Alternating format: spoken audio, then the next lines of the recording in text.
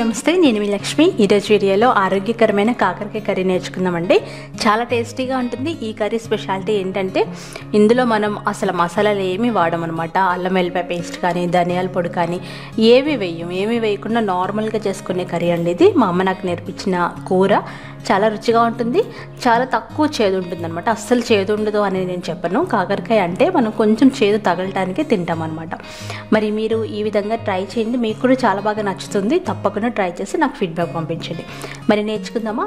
ఇక్కడ నేను 1/2 కేజీ కాకరకాయలు తీసుకొని చెక్కు తీయకుండానే కట్ చేసుకున్నానండి. అలాగే అందులో విత్తనాలు కూడా ఉంచేస్తానమాట. మీకు ఇష్టం లేకపోతే చెక్కు తీసుకోవచ్చు, విత్తనాలు కూడా తీసేయచ్చు. ఇలా కట్ చేసుకొని వాటర్లో వేయాలి. వాటర్లో వేసిన తర్వాత 1 టీ స్పూన్ ఉప్పు, 1/2 టీ స్పూన్ పసుపు వేసి ఇలా బాగా మెదుపుతూ ఇలా బాగా మిక్స్ చేసిన తర్వాత అరగంట నానబెట్టాలి. అరగంట అయిన తర్వాత వీటిని ఒక జాలి గరిటెలో తీసుకొని పక్కన పెట్టుకోవాలి. ఇలా చేస్తే ఇందులో ఉండే చేదంతా వాటర్లోకి దిగిపోతుంది అనమాట.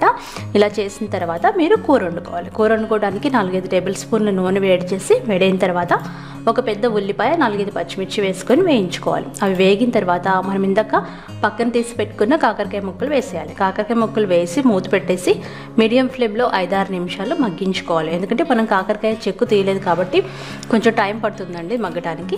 ఈ కాకరకాయ మగ్గిన తర్వాత అందులో 3 మీడియం సైజ్ టమాటాలు వేసుకోవాలి. టమాటాలు వేసి మరొక 5 నిమిషాలు మగ్గించుకోవాలి. టమాటాలు కూడా మగ్గిన తర్వాత ఇప్పుడు అందులో 1 టేబుల్ స్పూన్ కారం, 1/2 టీ స్పూన్ పసుపు, 1 టీ స్పూన్ ఉప్పు వేసుకోవాలి. ఉప్పు కారాలు మీరు రుచిని బట్టి వేసుకోవచ్చు. మూత పెట్టేసి మరొక 5 నిమిషాలు మగ్గించాలి. ఇలా మనం మొత్తం 15 నిమిషాలు మగ్గించామన్నమాట.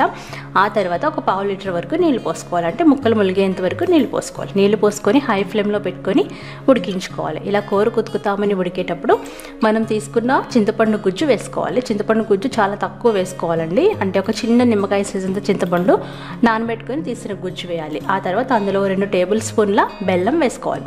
ఇక్కడ నేను బెల్లాన్ని క్రష్ చేసి వేస్తున్నాను అనమాట. బెల్లం మీరు కావాలంటే ఎక్కువ కూడా వేసుకోవచ్చు. అంతేనండి. బెల్లం కూడా వేసిన తర్వాత మరొక 5 నిమిషాల వరకు మనం ఉడికించుకోవాలి. ఈ పులుసు దగ్గర పడేంత వరకు ఉడికించుకోవాలి. అంతేనండి. సూపర్ టేస్టీగా ఉంటుంది. ఆఖరిగా కొత్తిమీరతో గార్నిష్ చేసుకోండి. చాలా చాలా బాగుంటుందండి. ఇందులో ఎలాంటి మసాలా వేయకుండా న్యాచురల్గా వండుకొని విలేజ్ స్టైల్ కాకరకాయ పులుసు లేకపోతే కాకరకాయ కూర అనమాట. చాలా బాగుంటుంది. ఈ వీడియో మీకు నచ్చితే లైక్ చేయండి, షేర్ చేయండి. బాయ్.